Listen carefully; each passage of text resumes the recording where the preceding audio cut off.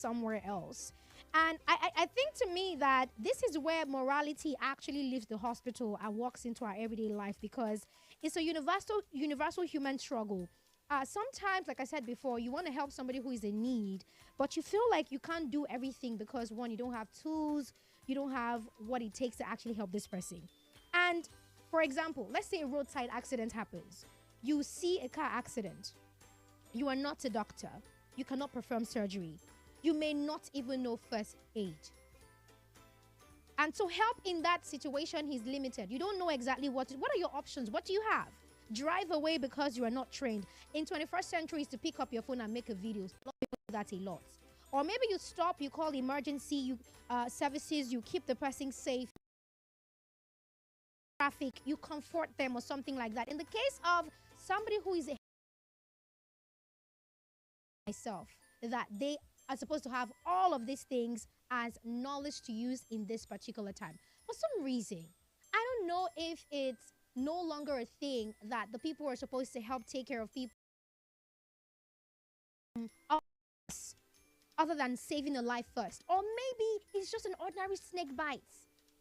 Something can be done about it. They'll be fine. She's not the first person. By the way, at 12:30, which is in no time from now, we're going to be having a doctor join us to talk about snake bites, how common they are in Nigeria, what we can do as a family to help each other if something like this happens in the house. This conversation is happening, unfortunately, right now because something like this has happened to a young person.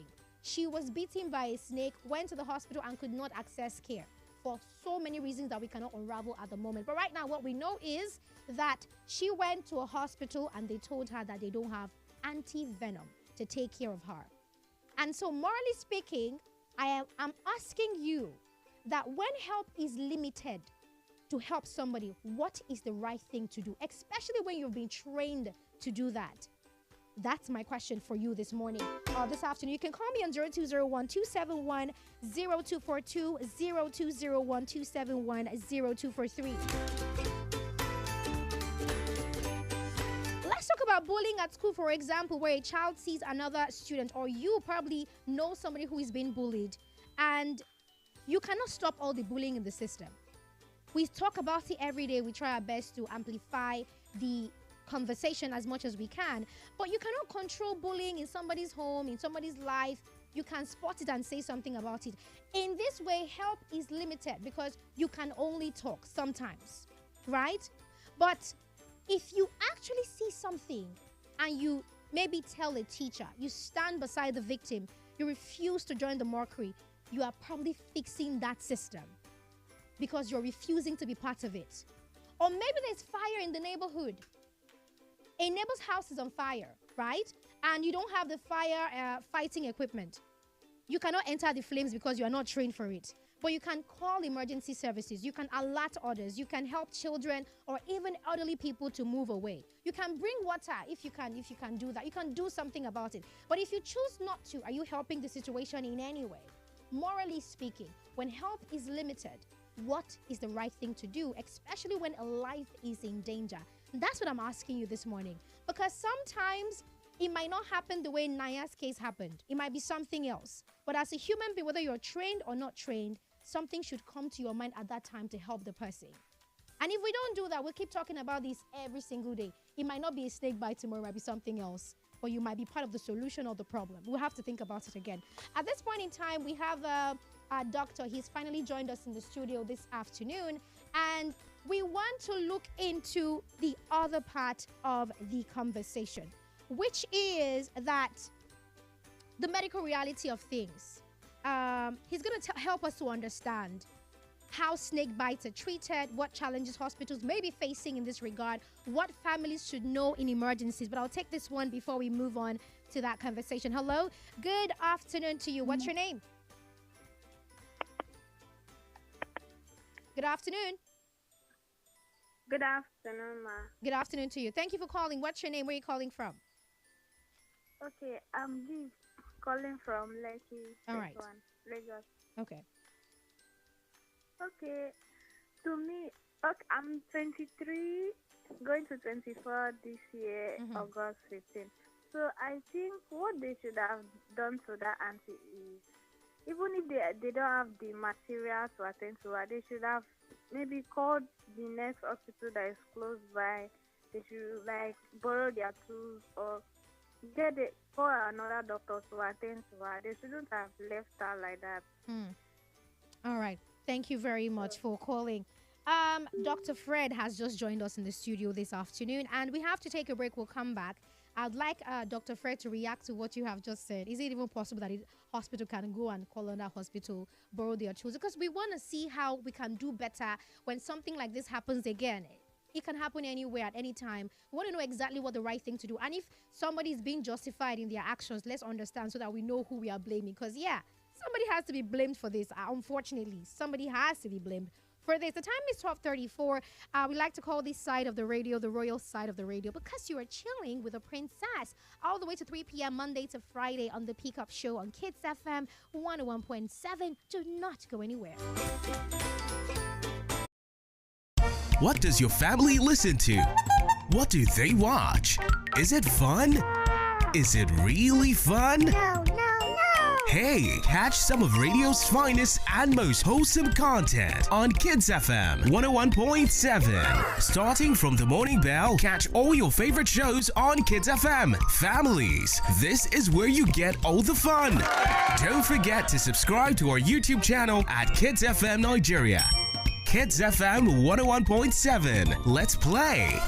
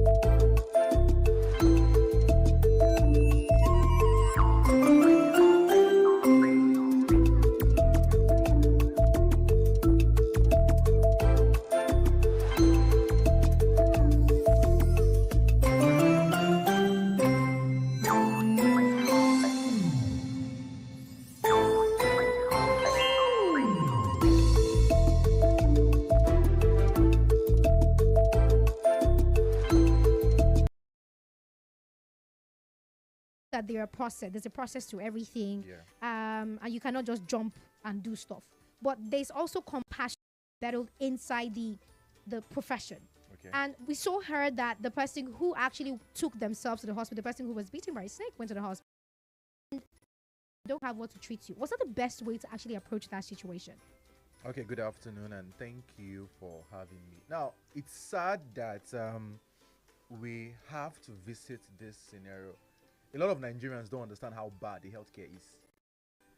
So, to everybody listening right now, you don't know, how decayed the healthcare system is.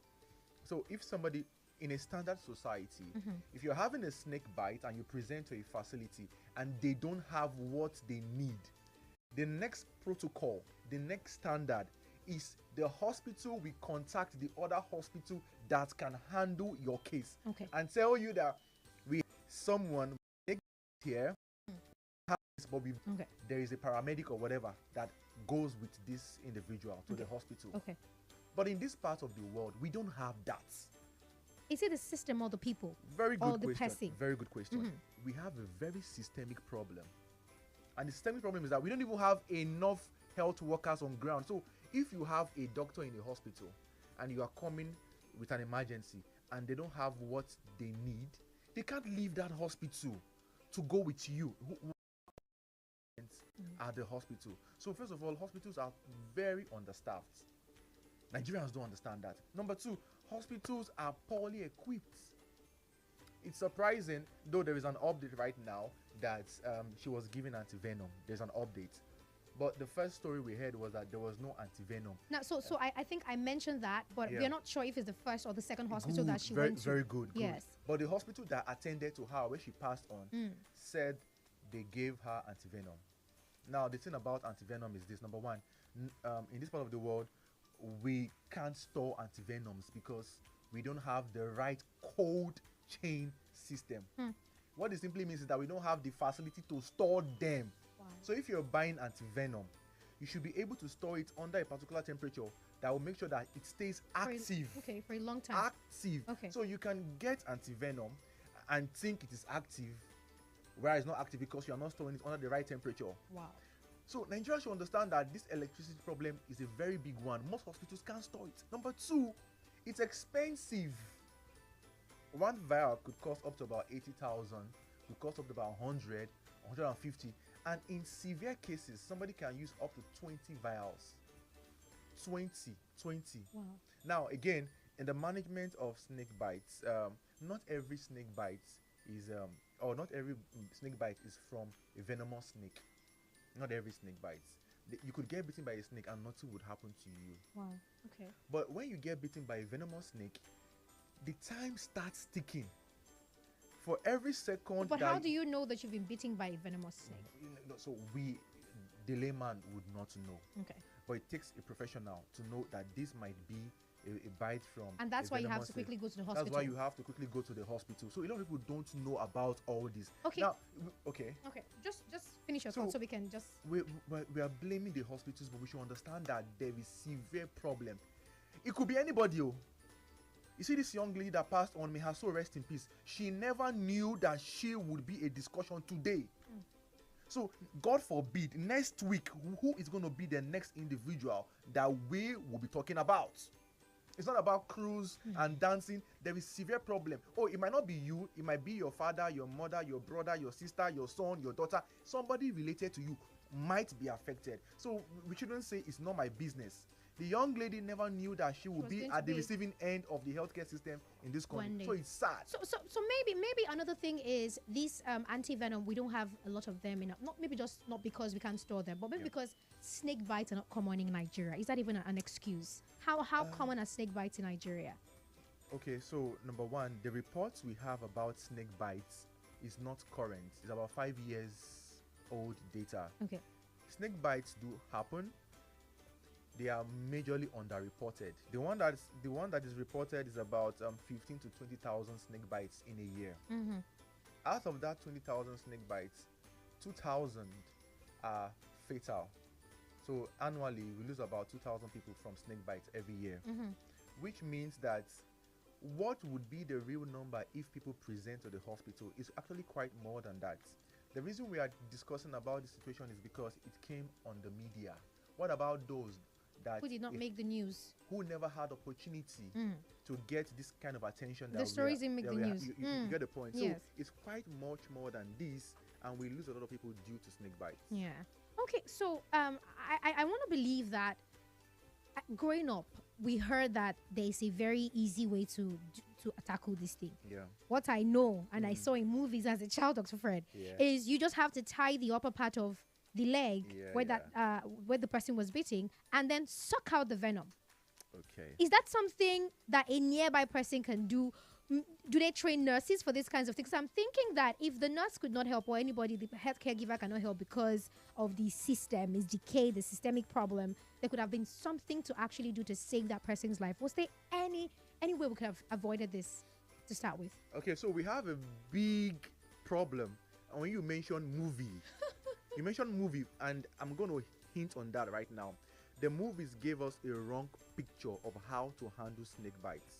So over the years, what we see looks as if it's the norm, it's the normal.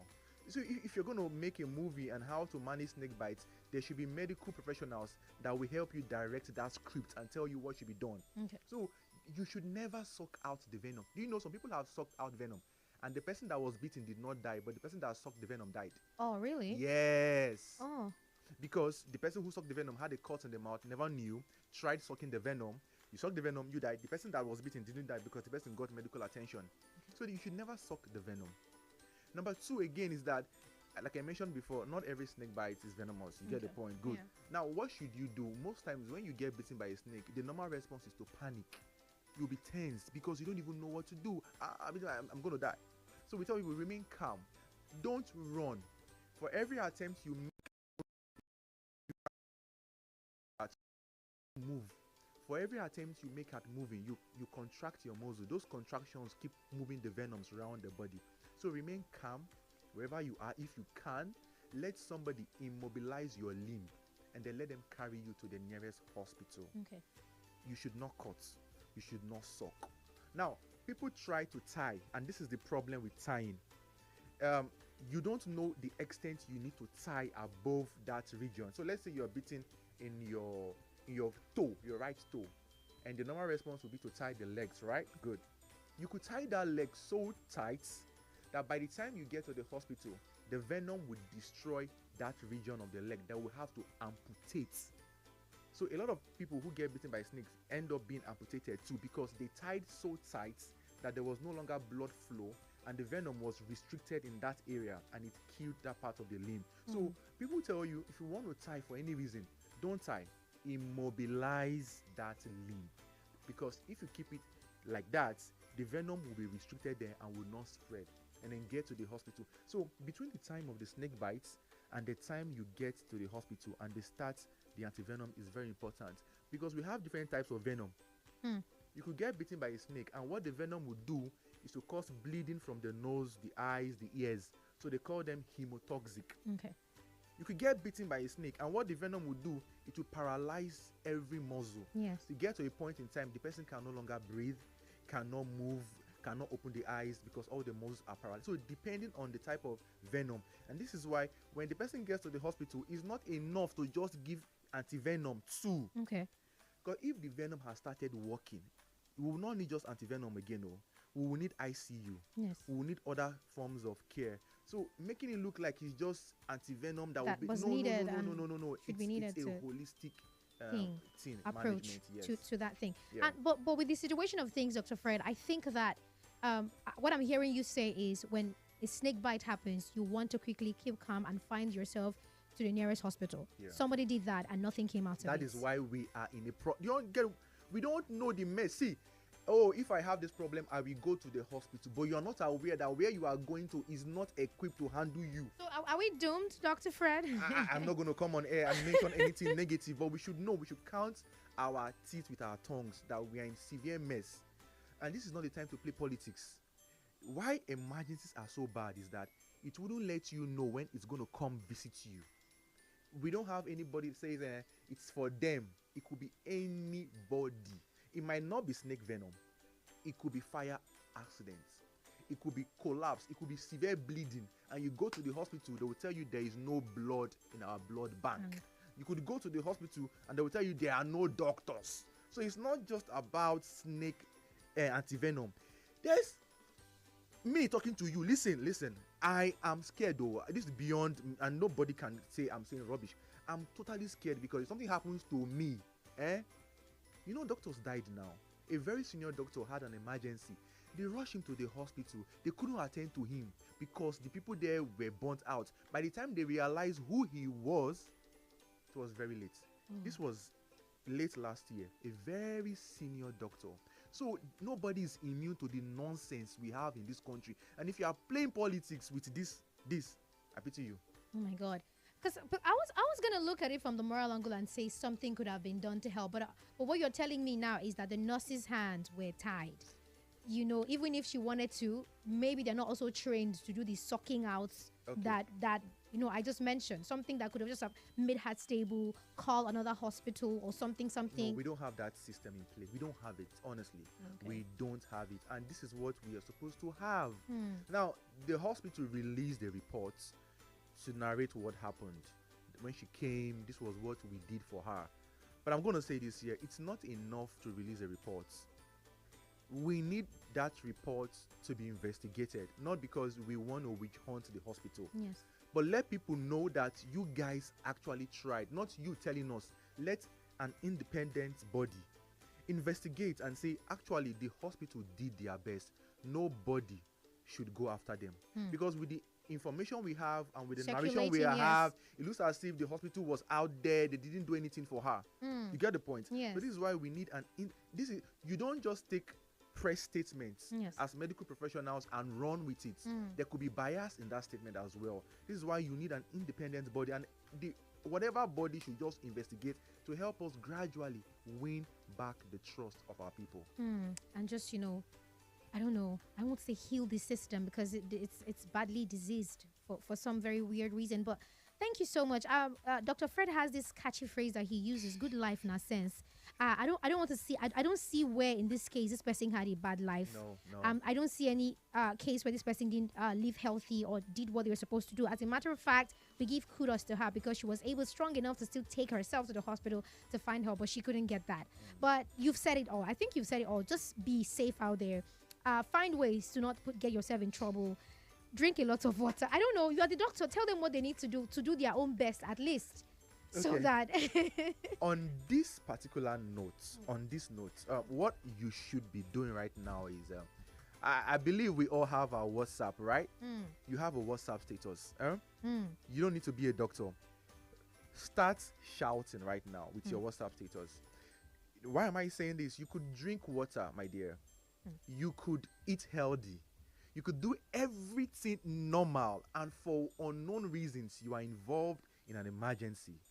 So what you could be doing right now is, if you're in a WhatsApp group, a WhatsApp community, whatever platform you have, start clamoring and shouting. Let the people who need to hear start hearing, because we don't know who will be the next victim. And we can't just fold our hands and say, thank God it's not me and it's not my brother or my sister, because as much as we are not praying for it to happen to us, you never ever can tell. It might be somebody even close to you. Dr. Fred, thank you so much. Lagos, we had this conversation. It's on the back of the trending conversation about this girl, 25 years old. She has a beautiful voice.